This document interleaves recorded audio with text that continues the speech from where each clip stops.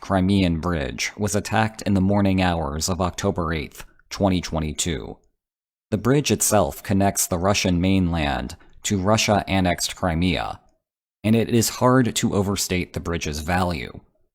The structure cost Russia $3.6 billion to build, and the best US-based analogy I can think of, both symbolically and monetarily, is if someone attacked the Golden Gate Bridge.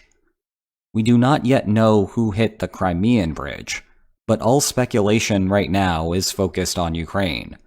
The country's official Twitter account simply responded by describing the attack as a sick burn, and in the absence of official credit claiming, that's the premise we will be going with for the rest of this video, though it is possible that a militant group or false flag operation is at work here.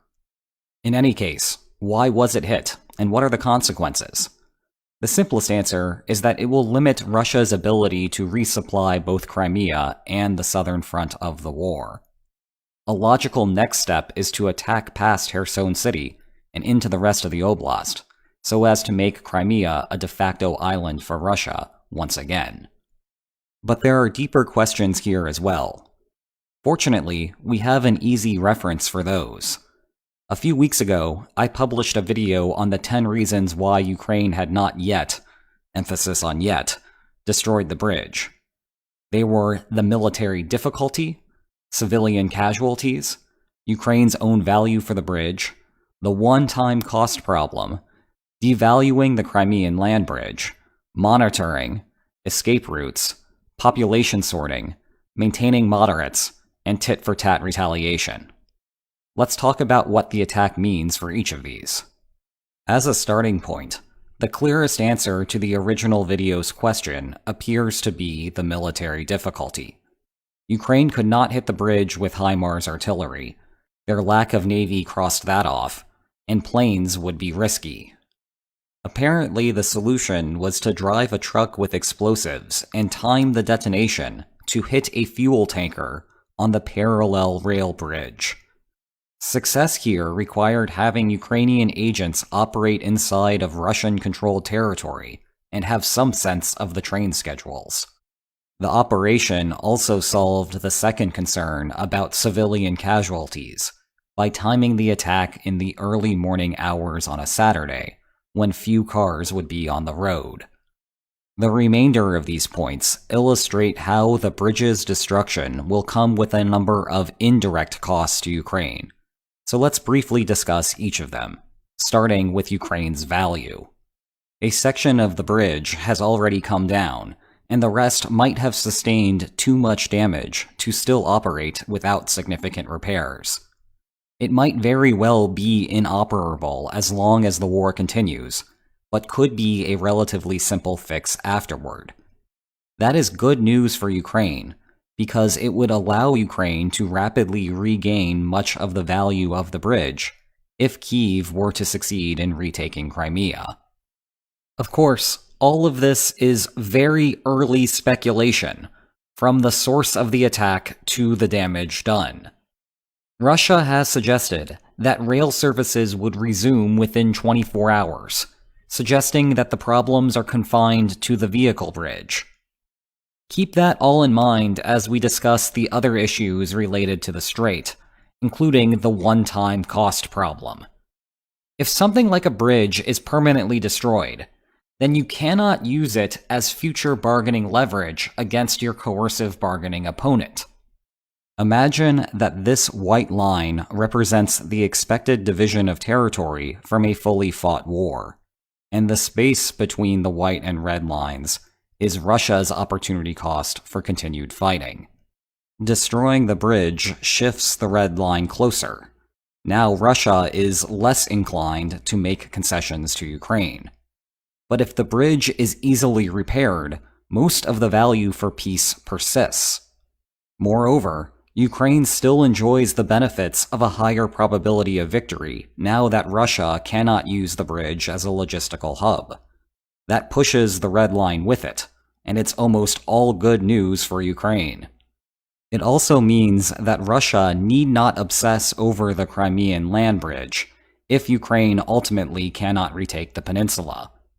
Moscow's troops could still retreat from those areas and hope to keep a Russian-held Crimean peninsula running, as soon as the artificial bridge is reconstructed.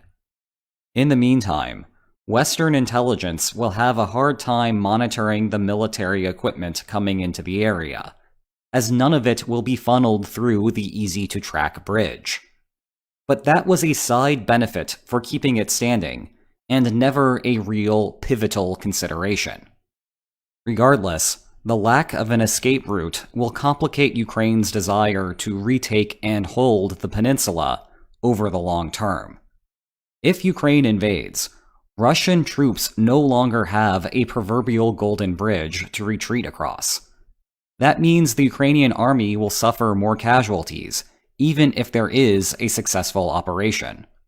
Part of what might be motivating the decision is that Ukraine has experienced few issues thus far fighting constrained Russian forces near Kherson, who also lack a golden bridge. Meanwhile, there are two longer-term problems that Kyiv will have to confront, beginning with local allegiances. Due to the Sevastopol naval base and Crimea being a part of Russia until a transfer order in the 1950s, the Crimean population naturally has greater affinities for Russia relative to the rest of Ukraine. However, it is possible that the bridge was standing for long enough that the Russian-friendly citizens sorted themselves back to Russia, leaving a greater share of Ukrainian-leaning citizens than at the start of the war.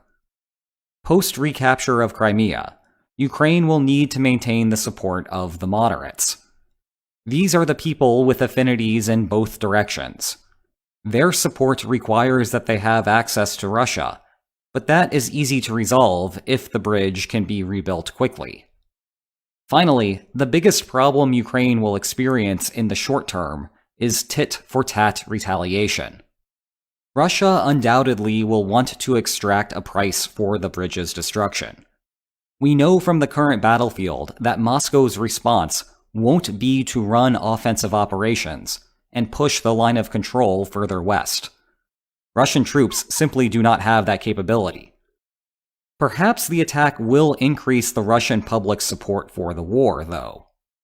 This would allow for Putin to order a larger mobilization, and eventually Russia might have the strength to make that a possibility. But that's months away.